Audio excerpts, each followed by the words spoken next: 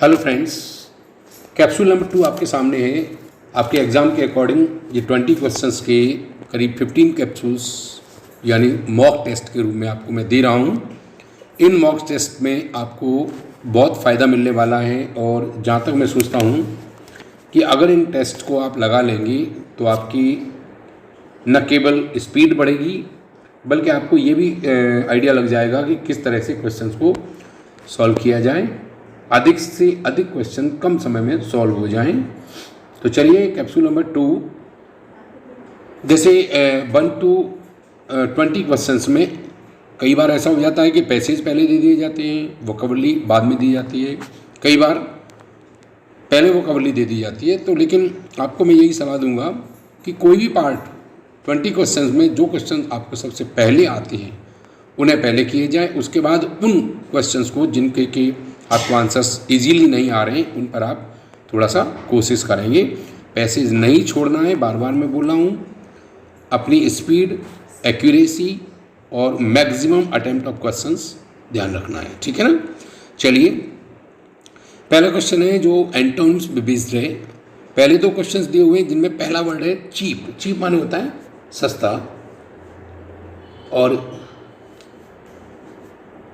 Cheap माने सस्ता यानी हम कह सकते हैं अयोग्य। तो इसका जो अपोजिट है वो वर्दी यानी योग्य बन जाएगा। अगला वर्ड है कैंसिल्ड। कैंसिल्ड जैसे हम टिकट वगैरह को कैंसिल कराते हैं या फिर वो कन्फर्म हो जाती है, तो इसलिए सी, सेकंड में सी आंसर होगा, कन्फर्म। अगले 2 क्वेश्चन 3rd और 4th दिए हुए हैं जिनमें आपको सिनोनिम्स जो है बताने हैं, जिनमें पहला है ज़ील। ज़ील माने होता है उत्साह, उत्साह या उत्सुकता कह सकते हैं, तो सी यानी एगरनेस इज द करेक्ट आंसर। अगला है वर्शिप। वर्शिप कहते हैं किसी का सम्मान करना, पूजा करना, रेवरेंस करना, तो रेवर करना यानी B is the correct answer. अब हम चलते हैं क्वेश्चन नंबर 5 की तरफ, जिसमें इडियम्स पूछा गया है to call a spade spade यानी साफ साफ कहना, खुलकर बोलना, to speak plainly is the correct answer. चलिए अगले क्वेश्चन पे चलते हैं हम। उस क्वेश्चन को करने से पहले पैसेज है, तो पैसेज को मैं बताता हूँ। ये पैसेज है जो तेज़ बिजली की जो चमक वगैरह होती है, बिजली जब कड़कती है और हम बाहर हों तो हमें क्या क्या करना चाहिए, इस पर बेस्ड ये पैराग्राफ है। चलिए पहले पढ़ते हैं।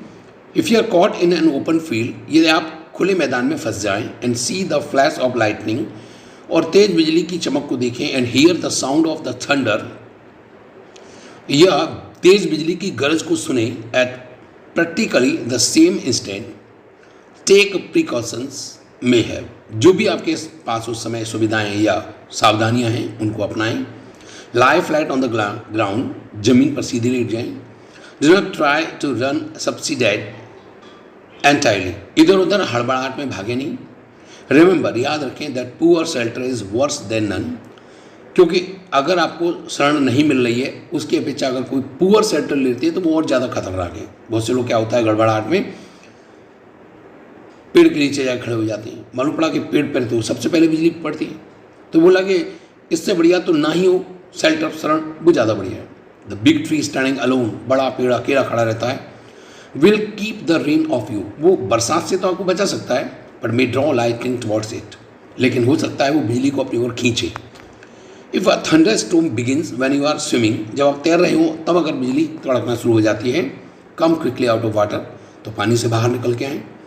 ओल्ड फेबल, पुरानी जो कहावत लोग मानते थे, that lightning never strikes open water, कि जो बिजली की कड़क है वो पानी में असर नहीं करती, इज़ नॉट ट्रू, ये सही नहीं। Many bathers who relied on that believe, कई तैरने वाले जिन्होंने इस बात पर विश्वास किया, हैव लॉस्ट देयर लाइव्स, उनका जीवन खो गया अर्थात वो मर गए। Mostly those struck by lightning are likely to be farmers, holiday makers, fisherman और गोल्फर्स। अधिकतर लोग जिन पर बिजली गिरती है वो या तो फार्मर्स, किसान होते हैं, हॉलीडे मेकर्स, छुट्टियां मनाने गए लोग होते हैं, फिशरमैन, मछुआरे होते हैं, या गोल्फर होते हैं, क्योंकि उनको बाहर रहना पड़ता है और बाहर बिजली के गिरने के खतरे रहते हैं। तो ऐसी स्थिति में ये पैराग्राफ जो है वो इस पर बेस्ड है। अब हम क्वेश्चन पे चलते हैं। तो इनमें पहला क्वेश्चन है, if there is a flash lighting in the sky, a tree provides a poor shelter, यानी जो पेड़ है वो अच्छी शेल्टर नहीं देता, तो answer A is the correct. Next है, persons most likely to be struck by lightning are those, यानी वे व्यक्ति जिन पर ज़्यादातर बिजली गिरती है वो ऐसे लोग होते हैं स्पेंड देयर टाइम आउटडोर्स, जो अपने अधिकतर समय बाहर व्यतीत करते हैं। नंबर क्वेश्चन 8 है, what the old feeble says about lightning is, यानी जो ओल्ड फीबल कहती है, लोग कहावत कहते हैं कि ऐसा है, बिजली है वो पानी में नहीं गिरती है, ये किस तरह का लॉजिक है? अनसाइंटिफिक है, अर्थात कोई साइंटिफिक रीजन नहीं है। चलिए क्वेश्चन नंबर 9 की तरफ चलते हैं। If a thunder storm begins when one is out in a boat one should reach the shore, यानी एक व्यक्ति अगर नाव में है तो उसको जल्दी जल्दी किनारे पर पहुंचना चाहिए। चलिए क्वेश्चन नंबर 9 के बाद क्वेश्चन नंबर 10 की तरफ चलते हैं। और क्वेश्चन नंबर 10 में देखिए, while sitting in an open field, जब आप खुले मैदान में हो, if one hears the sound of thunder and sees the flash of lightning at the same instant one should immediately lie on the ground, यानी एक व्यक्ति अगर खुले मैदान में है और अगर वो साउंड को सुनता है तो जल्दी से वहीं लेट जाए, अगर वो कहीं नहीं जा सकता है तो इसका आंसर है वो डी होगा। चलिए 11 नंबर क्वेश्चन है, विजार्ड, विजार्ड कहते हैं जादूगर, तो इसका फीमेल जो होगा वो जादूगरनी यानी विच होगा। अगला 12 नंबर क्वेश्चन है, मेयर, मेयर कहते हैं घोड़ी, जिसका मैस्कुलिन यानी मेल पूछा गया है, घोड़ा यानी horse is a answer.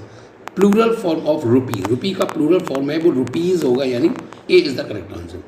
Number 14 देखिए, one who looks at the dark side of thing, एक व्यक्ति जो हमेशा हर चीज़ के बारे में नेगेटिव सोचता है, अर्थात निराशावादी होता है, उसे हम कहते हैं पैसिमिस्ट, और ऑप्टिमिस्ट होता है वो आशावादी होता है। क्वेश्चन नंबर 15 में fill in the blanks with appropriate verb भरवाई गई है, जिनमें देखिए all that shines is not gold, हर चमकने वाली चीज़ सोना नहीं होती, ऑल दैट ग्लिटर्स भी हो जाता है कई बार, तो all that shines is not gold. चलिए number 16, spot the misspelled word, people की स्पेलिंग सब जानते हैं, सही है। अगली मिशनरी की स्पेलिंग, मिशनरी की स्पेलिंग भी सही है। एक्सपेंस की स्पेलिंग या तो होती है EXPENCE और एक्सपांस होता है उसमें C और S होता है उसमें, तो एक्सपांस की स्पेलिंग है वो गलत है, C आंसर है। 17 नंबर देखिए, change the narration, doctor said take fresh food, तो the doctor suggested us to take fresh food, तो आंसर होगा A is the correct answer. चलिए अगला है, change the voice, do this at once, तो या तो हम इसको लेट से बना सकते हैं, लेट इट बी डन, इस तरह से। अब let this be done at once, let this be done, और you are ordered to do that at once. अब यहाँ पर दिस लिखा है तो दिस का दैट तो हो नहीं सकता, इसलिए इसका आंसर है वो let this be done at once, यानी B is the correct answer. 18 का आंसर है वो बी होगा। चलिए अगले क्वेश्चन पे चलते हैं हम।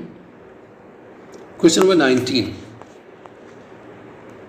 Use proper conjunction given under, she was such a weak girl, such के बाद एज भी आ जाता है और दैट भी आ जाता है, अगर परिणाम निकल रहा है तो दैट आता है और तुलना होती है तो एज। तो she was such a weak girl, वह एक ऐसी कमज़ोर लड़की है that she cannot win the race, कि वो परिणाम ही निकलता है कि वो रेस नहीं जीत सकती, तो इसमें दैट यानी परिणाम वाला आंसर ई लगेगा, तो 19 का आंसर है वो ए होगा।